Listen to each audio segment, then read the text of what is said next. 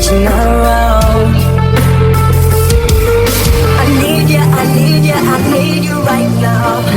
Yeah, I need you right now. So don't let me, don't let me, don't let me down. I think I'm losing my mind now. It's in my head, darling, I hope that you'll be here when I need you the most.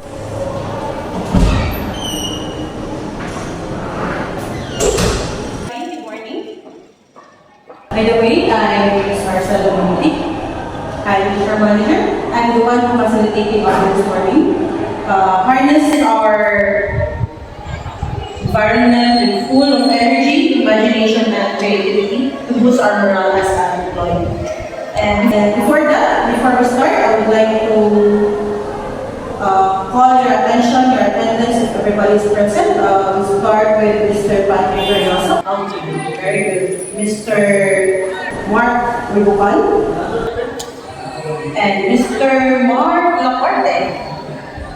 And our leading lady, Miss Leslie Cedeño. Okay. Everybody is present. And I would like to also to know what department are you belong. Okay, we will start from Mr. Mark Ribucan. From where department are you? I'm Mark Francis Ribucal from Operations Department. Thank you. Thank you for that, Mr. Ribucan. Now next is Mr. Patrick Reynoso. For where department are you? Hi everyone, I'm Dr. Patrick De Rayoso from IT Department. Thank you. For that, Mr. Patrick. Our next is Mr. Laporte. For what department are you? Good day, ma'am. I'm Mark Fernandez Laporte and from Marketing Department. Mr. Laporte. And now our last, Miss Leslie Cedeño. Which department are you presenting for?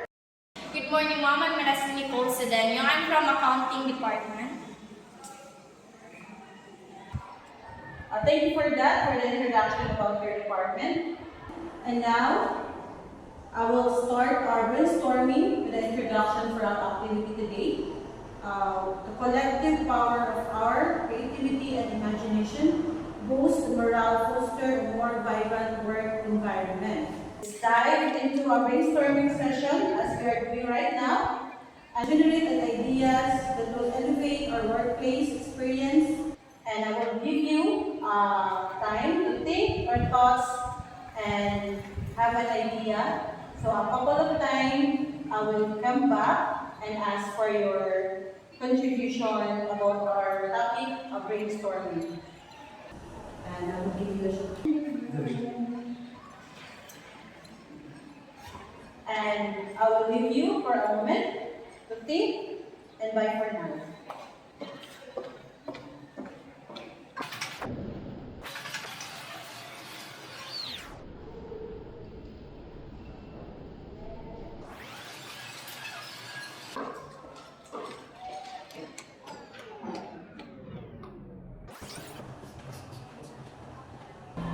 Okay, everybody already have an idea and thoughts to contribute this morning.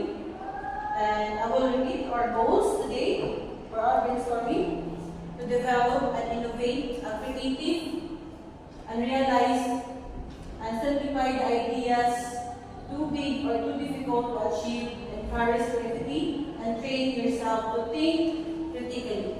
So, your hands if you are ready to share your thoughts. Okay, Mr. Patrick. How about organizing monthly team building events where we can plan our fun activities? It will also help us to strengthen our connections and also to build camaraderie. Very good, very nice idea. To think of it, camaraderie.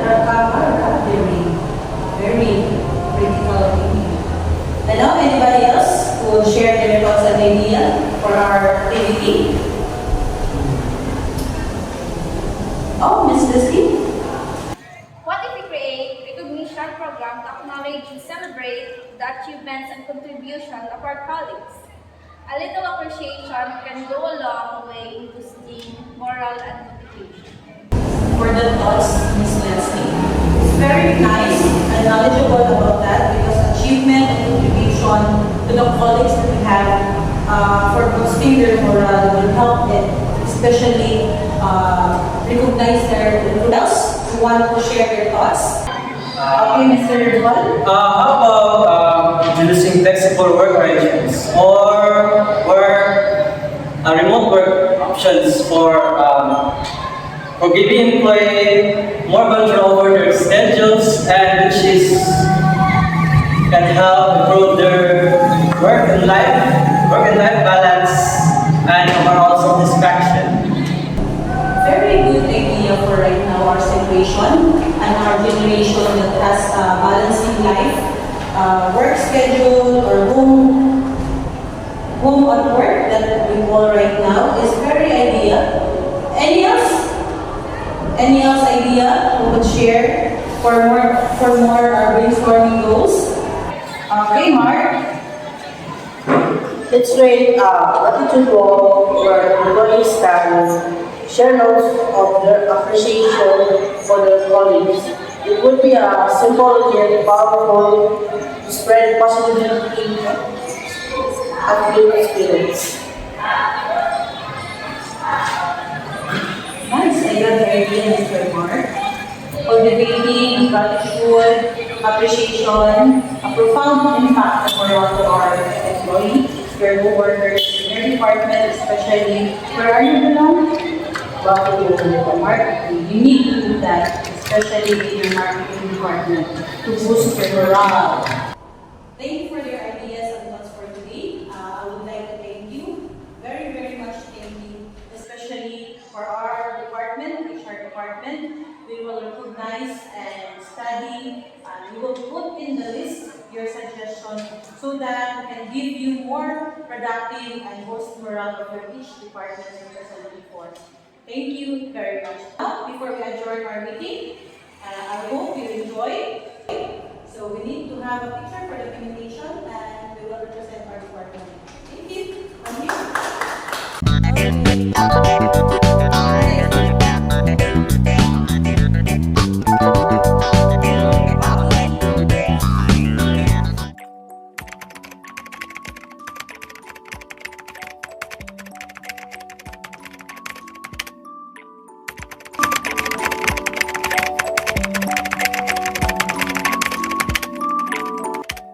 I know